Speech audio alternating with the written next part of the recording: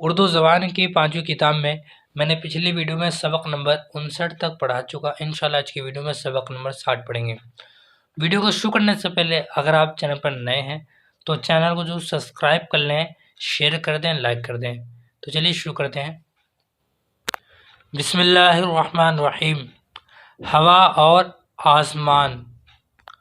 اگر ہوا نہ ہوتی تو بادل بھی نہ ہوتے. برابر دھوپ کو دیکھتے دیکھتے اگتا جاتے. یہ نکھرا نیلا آسمان جو آنکھوں کو بھلا معلوم ہوتا ہے. دوبارہ دیکھو یہ لائن. یہ نکھرا نیلا آسمان جو آنکھوں کو بھلا معلوم ہوتا ہے.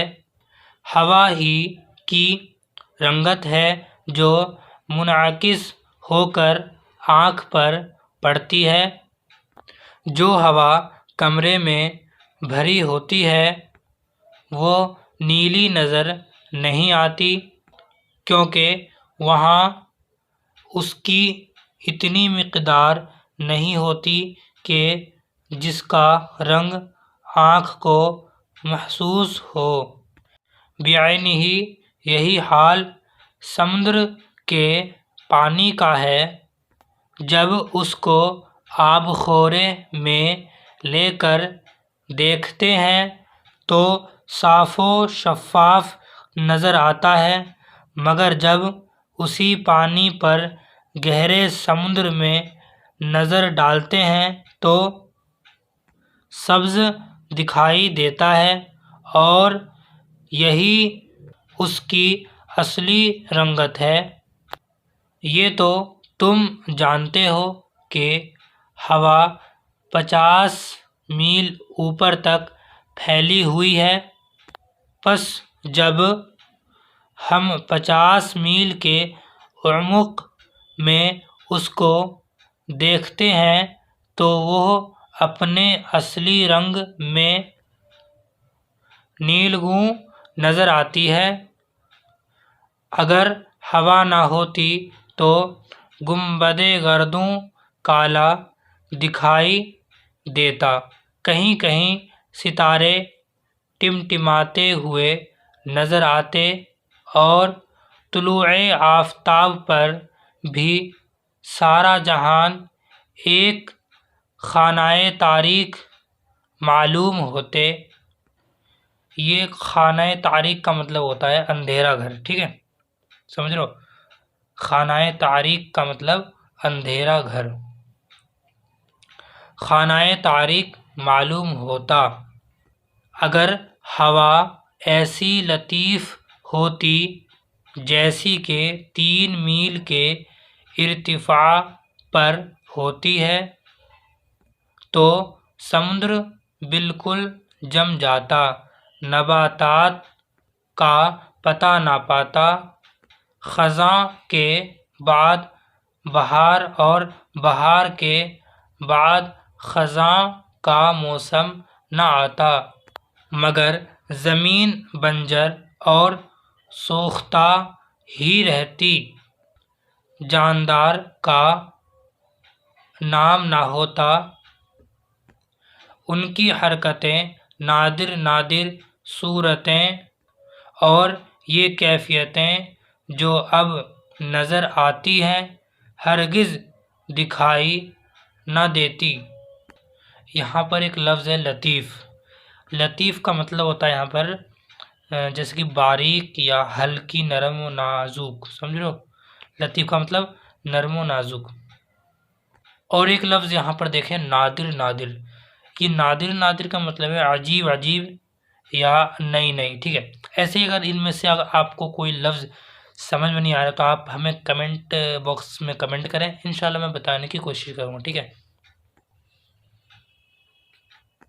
حیوانات کی بقا اور نباتات کی ہستی کے لیے ہوا کا ہونا پر ضرور ہے، اور مخلوقات کے اس گروہ میں جن کی رفتار و گفتار اور کاروبار کا ذریعہ آواز ہے، اس کا ہونا لابد ہے، اور یہ بھی معلوم ہے کہ اس کے نہ ہونے سے لیل و نہار کے اختلاف اور موسموں کے تغیر و تبدل میں کچھ فرق نہیں آ سکتا، تو اس کے سوا اور کیا کہہ سکتے ہیں کہ ہوا زمین کے گرد خاص اس حکمت سے پھیلائی گئی ہے کہ جو مخلوق سطح ارض پر آباد ہے ان کو اس سے راحت پہنچے، جان ڈالنے والی گرمی بدن میں آئے، معتدل روشنی آنکھوں میں سمائے، ایسی تیزی نہ ہو کہ آنکھوں کو پھوڑ دے، ایک کی صدا دوسرے کے کان تک پہنچ جائے، انسان آپس میں کلام کر کے کام چلائے اور دل بہلائے، مرغان چمن خوش آئند نغمے گائیں، سمندر کا پانی جمنے نہ پائے، باد مراد اس میں کشتیاں چلائے، ملک ملک کے باشندوں کو ملا کر شیر و شکر بنائے، ایک اقلیم کے آدمی دوسری اقلیم کے آدمیوں سے فیض یاب ہوں۔ آئیے اب ان کے معنی پڑھتے ہیں۔ بعینہ، بعینہ کا مطلب ہے ٹھیک اسی طرح یا ہو بہو، سمجھ لو، ٹھیک اسی طرح یا ہو بہو۔ ارتفاع، ارتفاع کا مطلب ہے بلندی۔ لیل، لیل کا مطلب رات ہے۔ تغیر، تغیر کا مطلب ہے تبدیلی۔ عمق، عمق کا مطلب ہے گہرائی۔ لابد، لابد کا مطلب ہے لازمی یا ضروری۔ نہار، نہار کا مطلب ہے دین، ٹھیک ہے، نہار کا مطلب دن۔ فیض یاب، فیض یاب کا مطلب فائدہ پانے والا، ٹھیک ہے۔ آپ یہ سبق نمبر 60 تک پڑھ لیں گے، انشاءاللہ اگلی ویڈیو میں سبق نمبر 61 پڑھائیں گے۔ اور بہت سارے ساتھیوں نے ہمیں شاکر اکیڈمی کو امداد کیا ہے، تو بہت بہت شکریہ آپ کا، اور جو کرنا چاہتے ہیں وہ ڈسکشن میں اکاؤنٹ نمبر ہے وہ کر سکتے ہیں، ٹھیک ہے، کسی پہ کوئی زبردستی نہیں ہے، آپ کی مرضی ہے، ٹھیک ہے۔ تو تب تک کے لیے السلام علیکم، ملتے ہیں اگلی ویڈیو میں سبق نمبر 61 کے ساتھ۔